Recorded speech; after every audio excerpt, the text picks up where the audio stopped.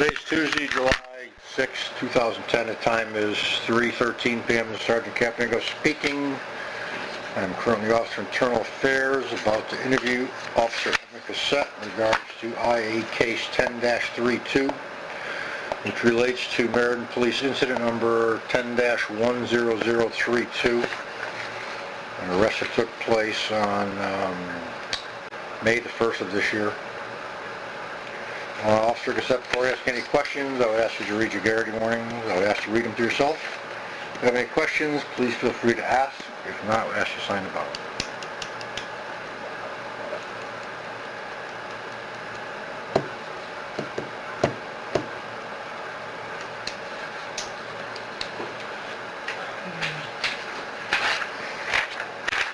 Thank you. For the record, Officer Cossette has signed his Garrity warnings. Also present in the room this time is Detective John Williams, Chief Steward, Local 1016.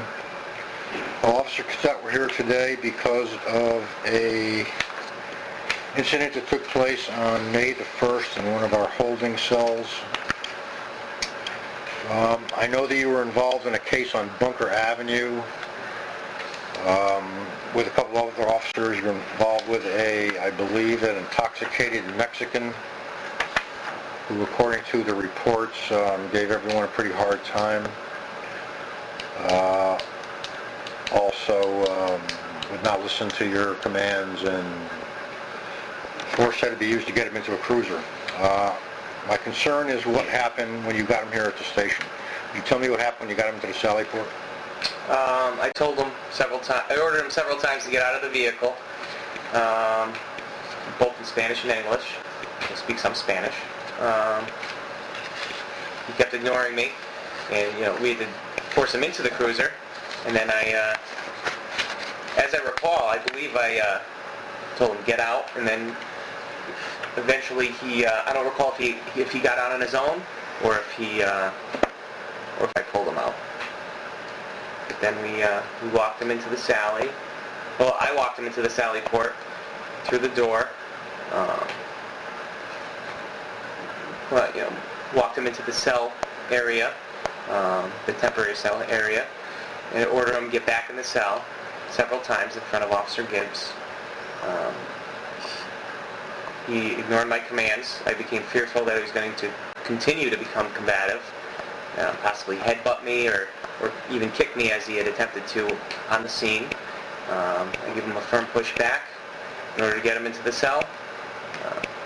He subsequently fell, lost his balance due to his high level of intoxication. I would later find out at the hospital he was his BAC was .321, which he fell down, bumped his head, and we rendered medical assistance.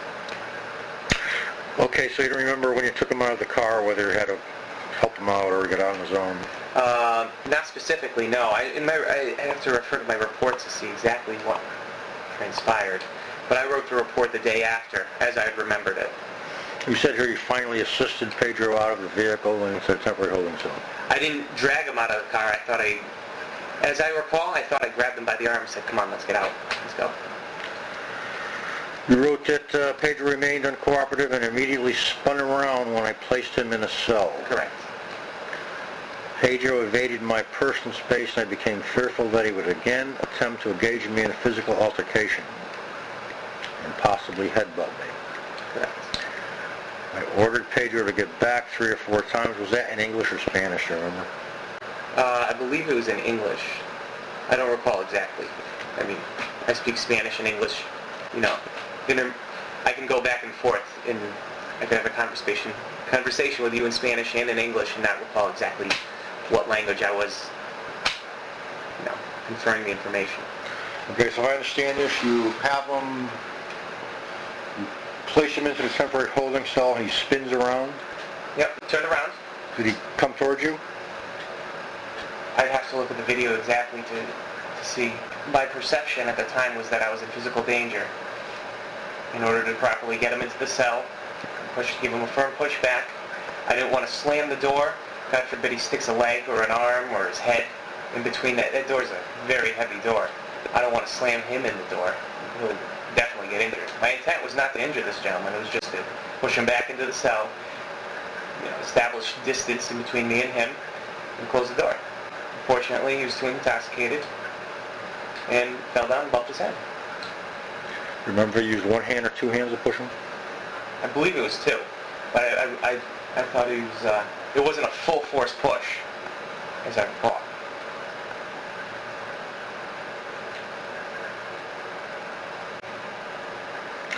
Where was Officer Gibbs at this time?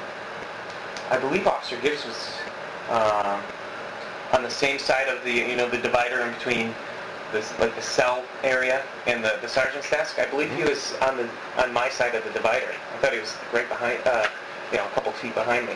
I don't know exactly where he was because my concentration was directed towards the gentleman.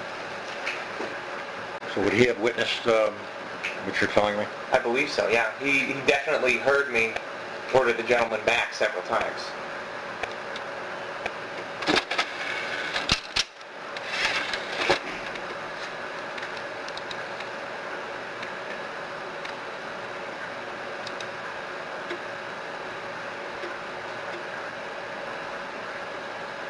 In a second, I'll put the video in, we'll go through it. Yeah.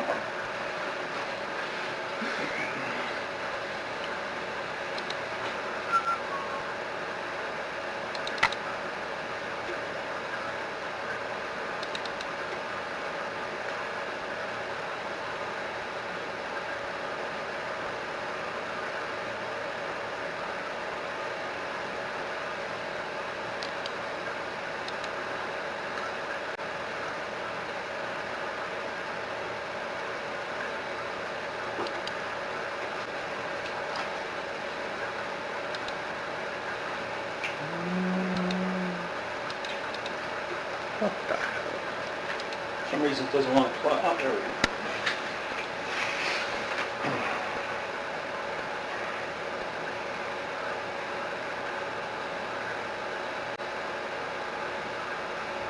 So this is you, obviously, you're talking. Telling him a couple times, yeah, get out of the car. So it appears he Yeah, got see, out. I grabbed him by the arm and then, It appears he was getting out, though, Yep. correct? that must be what I recall, hold him by the arm. I didn't drag him out, I just held him by the arm so he didn't continue,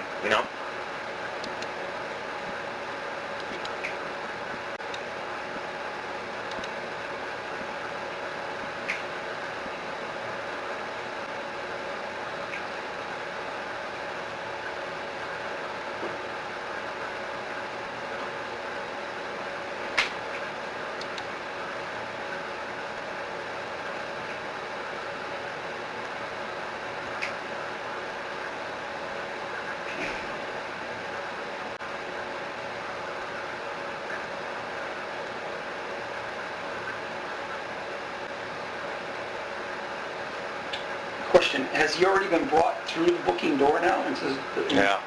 And he still hasn't been put in there yet? Well, these aren't in sync. I see, okay. So this isn't from the time he walks through the door with them to, okay, I got you.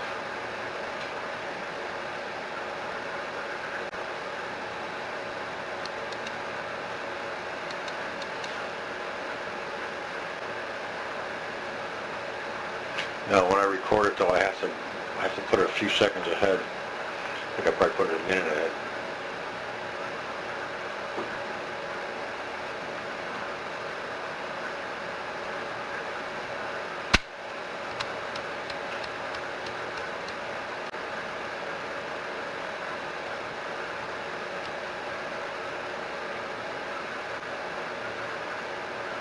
What about the camera outside the door in the center area there?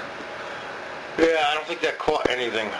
Oh, it did? No, because the door was, when they opened the door, it blocked the view. Oh, all right, because there is a camera out Here there. it comes out.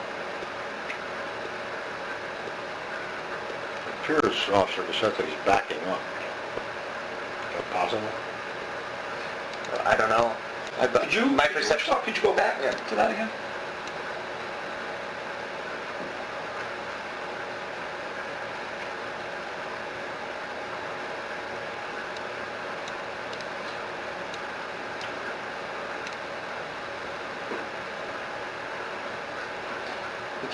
The camera also doesn't tell the full story. That's what I've been told. Now, corner. Do you have a way of freezing it? Right there. And then just go like frame by frame if you can. Look at the, I'm just wondering, what's the right foot doing?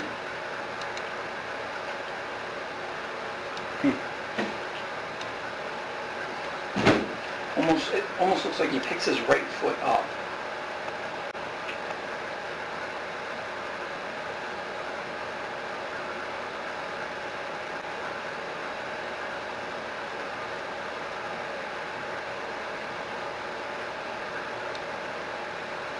See how I backed up after I pushed him back? I was still fearful that he was, what he was going to do. Okay. Then he was given medical attention after that. Yeah, you can see, it started You said what was his BAC? .321. That's what they told me at the hospital. Because when I rendered assistance to him, I got blood on me. And they did the rapid HIV and all that. It was .321, which is, what is it, 4 times the legal limit? And then 3 times, just over 3 times. A little over, yeah. .08 is the legal limit now, so Right. 4 times. Okay, Officer Cossette, I don't have any more questions. Anything like to add to this interview, this investigation? Nope. Okay, with that, I'll end this interview. The time is 3:25 p.m.